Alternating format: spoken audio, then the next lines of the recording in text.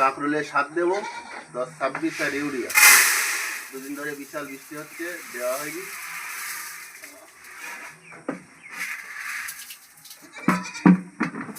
10-26 দিয়েছি 8 কিলো, আচ্ছা 5 kilo urea দিচ্ছি।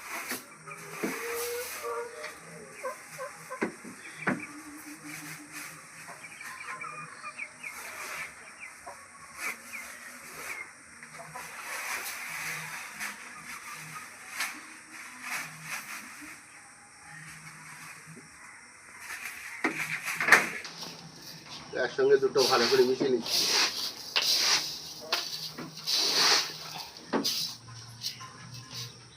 মাটি নিয়ে যাবো ছড়ানোর জন্য।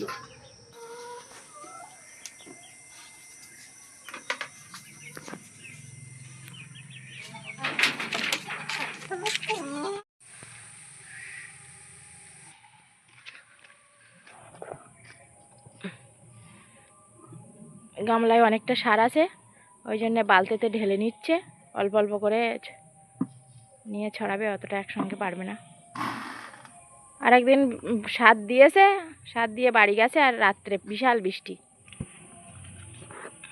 ওইসব গোড়ায় গোড়ায় দেওয়া হচ্ছে।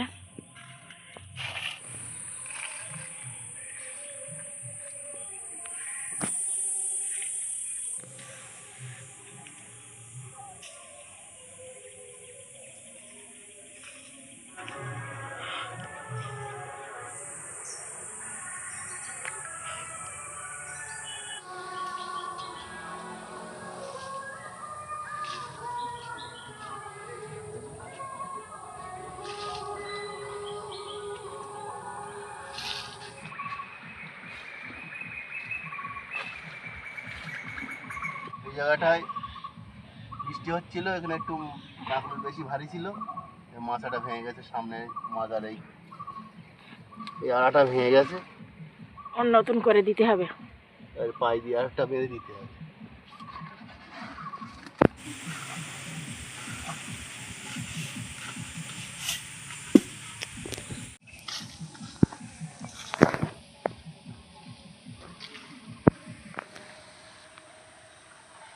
কাঁকরোলে ভীষণ সার খায়, প্রতি সপ্তাহে সপ্তাহে সার দিতে হয়, সপ্তাহে 2 দিন কাঁকরোল কাটতে হয়,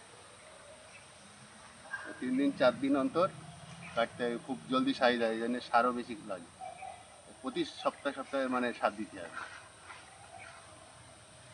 আজকে দিচ্ছি, আবার 1 সপ্তাহ পরে আবার দিতে হবে।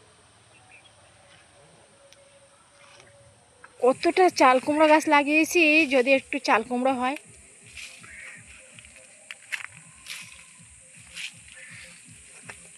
জালি পড়ছে, সব জালি নষ্ট হয়ে যাচ্ছে। ওই গাছের মাথায় গাছ উঠে গেছে, ওই যে দূরে উপরে সেই যে গাছের মাথায় উঠে গেছে ওই গাছ।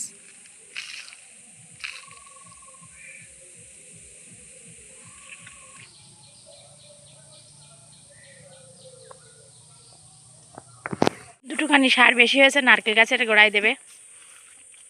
এই দেখুন, একটা বাচ্চা নারকেল গাছ বসানো হয়েছে, এর গোড়ায় দেওয়া হচ্ছে।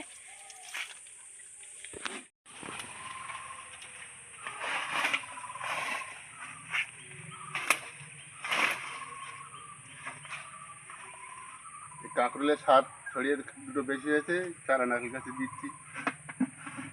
ফেরোডান দিয়েছিলাম আগের দিন, আজকে সার দিয়ে দিচ্ছি।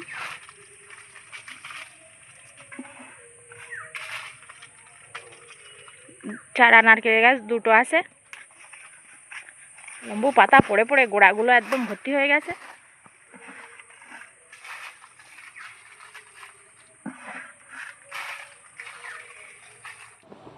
বন্ধুরা, সন্ধেবেলা এখন লাল শাকের দানা বুনতে এসেছে, আর নিয়ে এসেছে লাল শাকের দানা আষাঢ়ে বোনা হচ্ছে, আষাঢ়ে বুনে দিচ্ছে।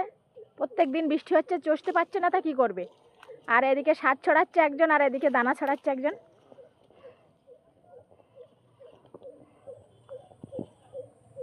ওই যে একদম সন্ধ্যের সময় এসেছে, আর আকাশে এদিক ডাকছে, বৃষ্টি আসলে সব বেকার হয়ে যাবে। এখন দানা ছড়িয়ে দেওয়া হচ্ছে, দেখা যাক কিরকম শাক হয়, আষাঢ়ে লাল শাক।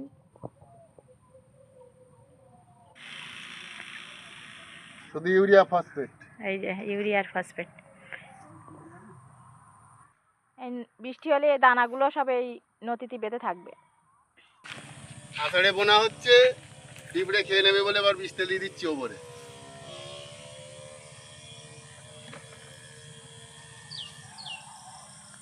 কি সুন্দর আকাশটা আজকে লাগছে, খুবই সুন্দর লাগছে আকাশটা।